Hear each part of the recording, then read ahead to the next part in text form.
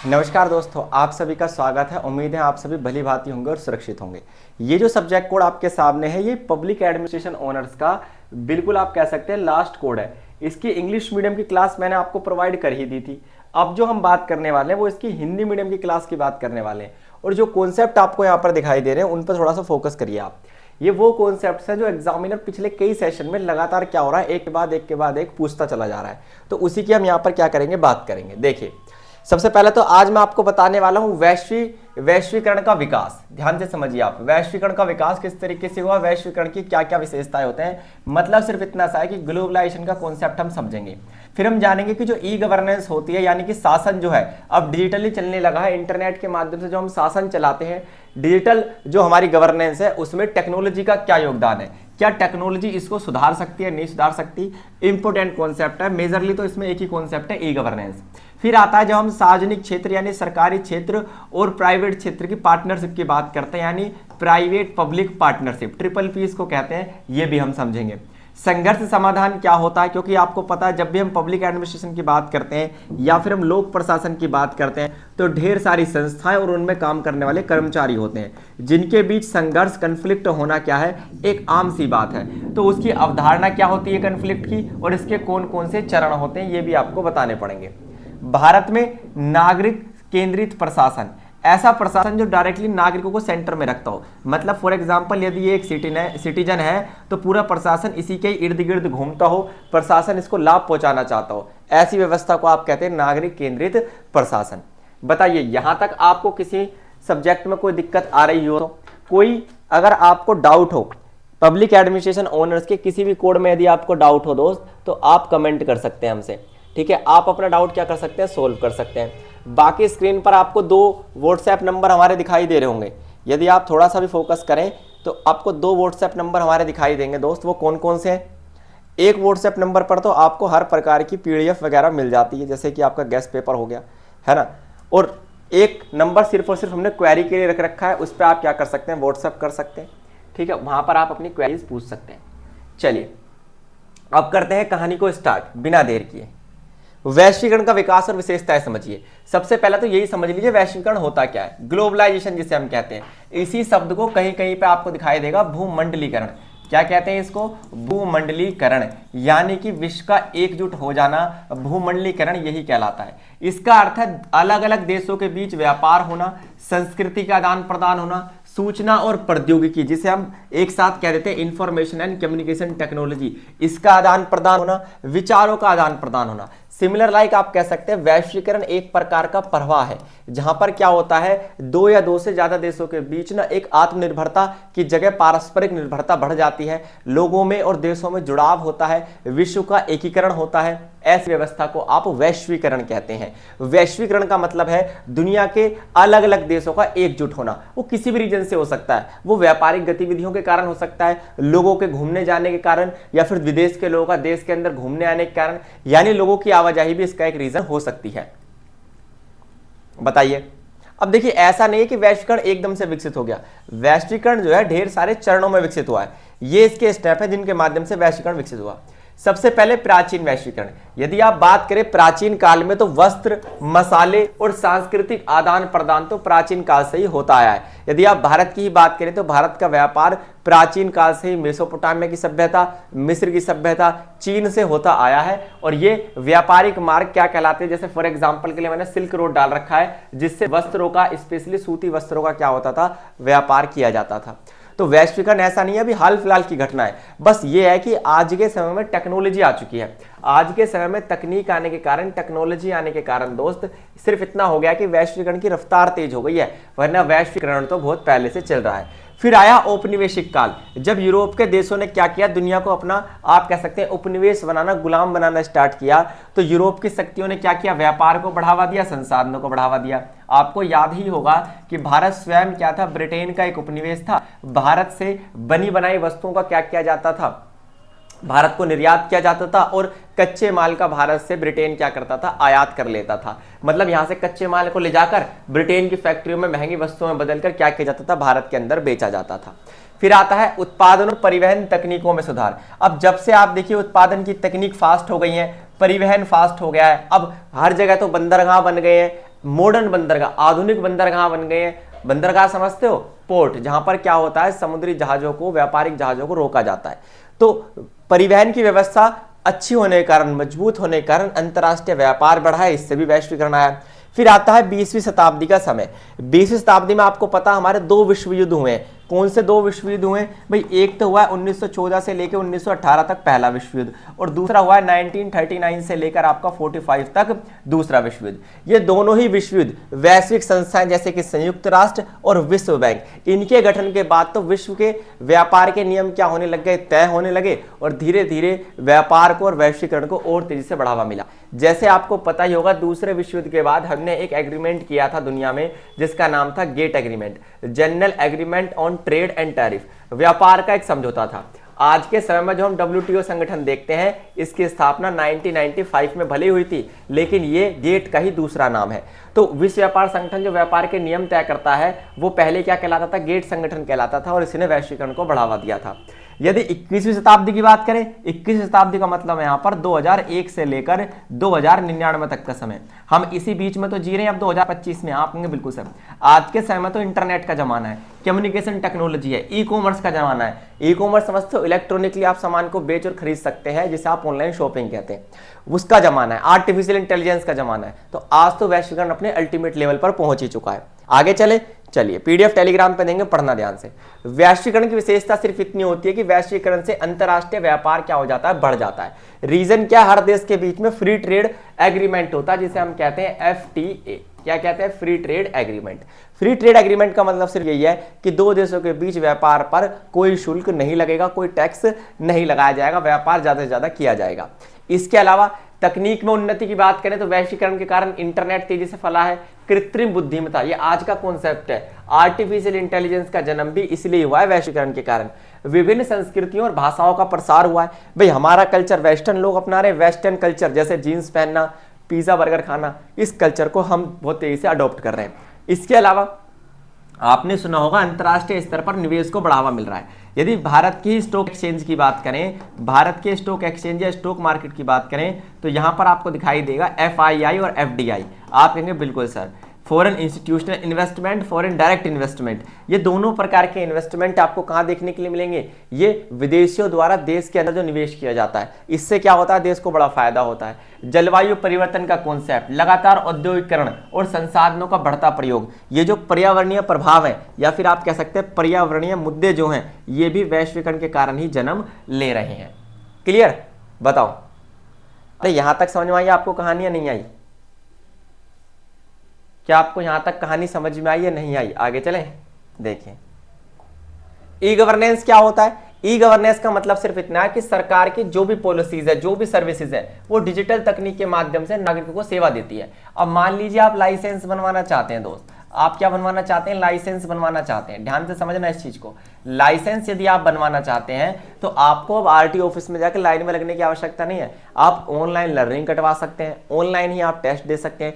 सिर्फ driving test जो अभी तक ऑनलाइन नहीं है, वो देने आपको जाना पड़ता है। इसके अलावा Aadhaar card, PAN card, ration card, identity card, सब आप ऑनलाइन बना सकते हैं। यही ई गवर्नेंस है, सरकार की सारी सेवाएं इंटरनेट पर। अब यदि इसमें तकनीकी सुधार हो जाए, यदि ई गवर्नेंस में अच्छी टेक्नोलॉजी यूज होगी, जैसे कि आर्टिफिशियल इंटेलिजेंस, ऑटोमेशन। ऑटोमेशन समझते हो आप? ऑटोमेशन क्या होता है? ऑटोमेशन का मतलब ये होता है कि हमें कुछ नहीं करना, बाय डिफॉल्ट चीजें क्या होती रहेंगी? खुद पे खुद होती रहेंगी। जैसे आज के समय में आप देखते हैं कुछ बच्चे कंपटीशन फील्ड की तैयारी करते हैं। आप कहेंगे बिल्कुल सर, उसमें क्या होता है? कंपटीशन फील्ड की तैयारी में आप आर्टिफिशियल इंटेलिजेंस, चैट GPT वगैरह का यूज करते हैं। उसमें क्या है? आप सवाल डालते हैं, वो ऑटोमेटिकली क्या करता है? आपके आंसर जनरेट कर देता है। कई बार ऐसा होता है, ऐसी सरकार की ढेर सारी वेबसाइट्स है जहां पर आप अप्लाई करते हैं, ऑटोमेटिकली क्या हो जाता है? चीजें अप्रूव हो जाती हैं, ऑटोमेटिकली आपका राशन कार्ड, आधार कार्ड। अभी जैसे फॉर एग्जांपल के लिए भारत के अंदर ई श्रम कार्ड बने थे कि नहीं बने थे? आपके बिल्कुल सर, तुरंत के तुरंत ई श्रम कार्ड लोगों के बनने थे। यहां अप्लाई किया, वहां पर जनरेट होकर तैयार हो गया ऑटोमेशन। आगे चले, डेटा सुरक्षा और पारदर्शिता बढ़ाने के लिए, भाई सीधी सी बात है, सरकार के पास डेटा होता है जो कि बहुत ही आप कहेंगे प्राइवेट डाटा होता है। तो ऐसी कंडीशन में टेक्नोलॉजी अच्छी होनी बहुत जरूरी है।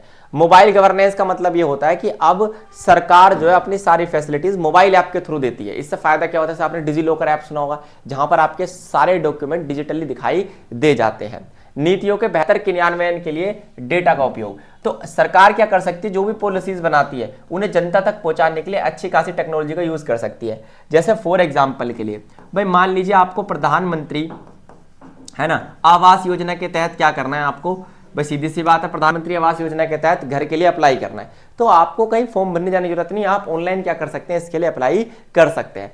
साइबर सुरक्षा की बात करें तो सरकारी डाटा और नागरिकों की जानकारी सुरक्षित भी किससे होगी, टेक्नोलॉजी से होगी। लेकिन इसमें दिक्कत सिर्फ इतनी सी है दोस्त, हर व्यक्ति की पहुंच में इंटरनेट अभी नहीं है ना। अब भाई हमने कह दी सरकार की सारी फैसिलिटी इंटरनेट पे होंगी, उन क्षेत्रों को क्या जहां पर इंटरनेट ही नहीं है। या फिर आप देखिए साइबर सुरक्षा का क्या, क्योंकि लगातार साइबर थ्रेट्स और साइबर क्राइम दुनिया में, देश दुनिया में बढ़ते जा रहे हैं। अक्सर आपने देखा होगा, अब हम कॉल वगैरह मिलाते हैं, स्पेशली जो जियो की सिम चलाते हैं वो लोग देखते हैं कि फोन मिलाती है, वो कहता है कि साइबर क्राइम से सावधान रहे। कोई आपसे वीडियो कॉल पे पुलिस की वर्दी पहन के आपको क्या कर सकता है, परेशान कर सकता है, आपसे क्या कर सकता है, पैसे मांग सकता है। तो इन सभी चीजों से आपको क्या करना है, बचना है दोस्त।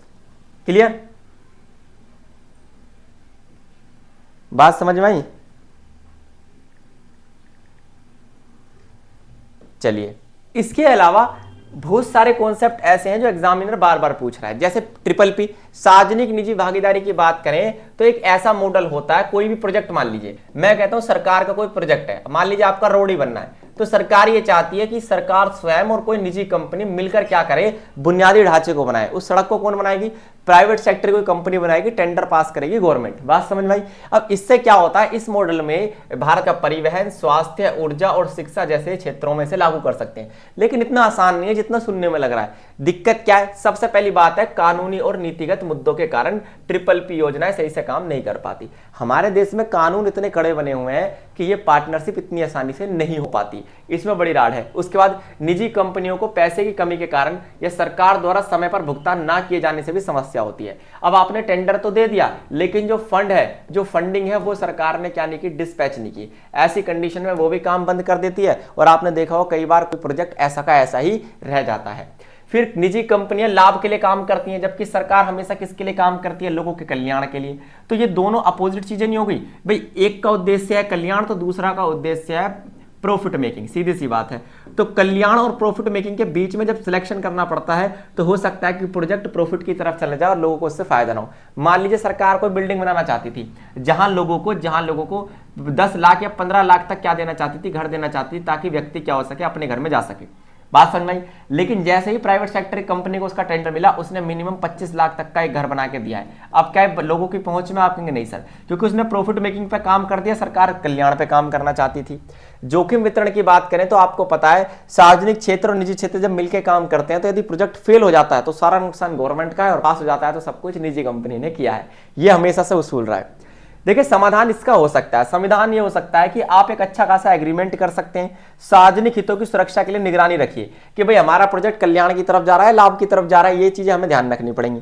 ट्रिपल पी परियोजनाओं में वित्तीय संतुलन बहुत जरूरी है। भाई योजना बाद में बनाइए, पहले उसके लिए वित्त का प्रबंधन कीजिए, पहले फंडिंग सोचिए कितना पैसा हमारे पास है, वो बहुत ज्यादा आवश्यक हो जाता है। बात समझ में आई या नहीं आई?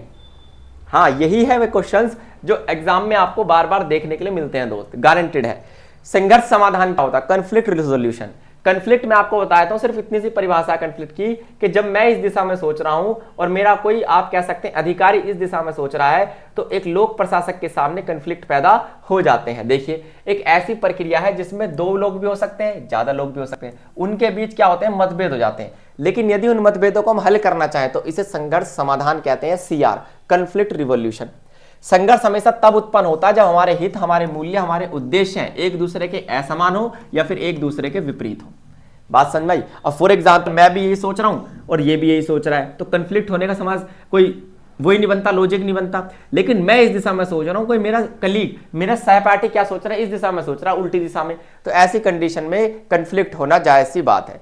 तरीका सिर्फ इतना सा है कि आप क्या कर सकते हैं, बातचीत से, समझौते से, या फिर किसी व्यक्ति को मध्यस्थ बनाकर, बिचौलिया बनाकर अपने झगड़े को क्या कर सकते हैं, सुलझा सकते हैं। क्लियर? अब देखिए, संघर्ष समाधान के कुछ चरण होते हैं। सबसे पहले तो आपको यह समझना होगा कि समस्या क्यों उत्पन्न हुई है। भाई पहले उसके कारणों को आपको ढूंढना पड़ेगा। कारण ढूंढने के बाद आपको देखना पड़ेगा कि क्यों ये कारण उत्पन्न हुए, फिर आपको बातचीत करनी पड़ेगी, चर्चा कायम करनी पड़ेगी। भाई हमने ये तो देख लिया इसलिए ये समस्या उत्पन्न हो रही है, ये कंफ्लिक्ट लोगों में इसलिए हो रहा है, ये ऑर्गेनाइजेशन के अंदर जो एम्प्लॉइज के अंदर कंफ्लिक्ट इस रीजन से हो रहा है, फिर बैठकर बातचीत करनी पड़ेगी। फिर हमें क्या करना पड़ेगा, कोई मीडिएटर बैठाना पड़ेगा, कोई बड़ा अधिकारी बैठाना पड़ेगा जो इस कंफ्लिक्ट को क्या करे, रिजोल्व करे। फिर हमें कुछ समाधान ढूंढने होंगे और समाधान को लागू करना होगा। लागू करने के बाद हमारी रिस्पॉन्सिबिलिटी ये बनती है कि हम उसे सर्विलेंस पर डाल दें कि जो सोल्यूशन हमने किया था क्या उसका फायदा हो भी रहा है, कंफ्लिक्ट वास्तव में सोल्व हो रहे हैं या फिर ऊपरी ऊपरी तौर पर क्या हुए, सोल्व हुए। क्लियर, बहुत बढ़िया। देखिए नागरिक केंद्रित प्रशासन का सिर्फ इतना मतलब है कि जहां पर मान लीजिए मैं कहता हूं ये डॉट जो है ये हमारे देश के नागरिक है, तो प्रशासन की प्रत्येक नीति प्रत्येक पॉलिसी का लाभ इसी व्यक्ति को मिले। बात समझ में, ये बिल्कुल ऐसा शादी का दूल्हा बन जाए, हमारा नागरिक शादी का दूल्हा बन जाए, शादी की प्रत्येक एक्टिविटी उसी के इर्द गिर्द घूमे। इसे नागरिक केंद्रित प्रशासन आप कह सकते हैं। प्रशासन को पारदर्शी बनाना, जनता के लिए उत्तरदायी बनाना, जनता के लिए प्रभावी बनाना, यही होता है। देखिए मतलब क्या, जैसे डिजिटल इंडिया प्रोग्राम के बारे में सुना होगा, इससे क्या चाहती है सरकार कि लोगों को थोड़ा फायदा मिले, उन्हें लाइनों में धक्के ना खाने पड़े, सब कुछ ऑनलाइन मिल जाए, डिजिटल इंडिया। आरटीआई नियम के तहत नागरिकों को पता हो कि सरकार जो कर रही है, कहां से पैसा कैसे खर्च कर रही है, सारी सरकार की हर नीति की खबर जनता ले सके आरटीआई अप्लाई करके। किसके लिए, जनता के लिए। माई गवर्नमेंट प्लेटफॉर्म जो है, यहां पर जनता क्या कर सकती है, सरकार की नीतियों पर फीडबैक दे सकती है कि ये आपने सही करा, ये आपने गलत करा है, जनता के लिए। ई गवर्नेंस परियोजना, आधार कार्ड, उमंग योजना, आपने देखा होगा डिजी लॉकर योजना, ये सभी क्यों बनाई जाती हैं, और हर साल एक 10, 15, 20 एप्लीकेशन जो नई लॉन्च की जाती है, नए पोर्टल लॉन्च किए जाते हैं, किसके लिए, आप कहेंगे सर जनता के लिए। बैंकिंग सेवाओं, जब जनधन योजना आई थी, बहुत फेमस है आपकी जनधन योजना, जीडेवाई आप इसे कह सकते हैं, तो इससे क्या था, सिर्फ ये था कि जिन लोगों के बैंक अकाउंट नहीं है उन प्रत्येक व्यक्ति का बैंक अकाउंट होना चाहिए, हर व्यक्ति को बैंकिंग सेवाओं से जोड़ना था। स्वच्छ भारत अभियान में नागरिकों को स्वच्छता सिखानी थी, और प्रत्यक्ष लाभ अंतरण में सरकार ये चाहती थी कि सब्सिडी ऐसे ना हो कि एमपी के पास जाए, एमपी से एमएलए तक आ जाए और जनता तक बचे सिर्फ नमस्कार।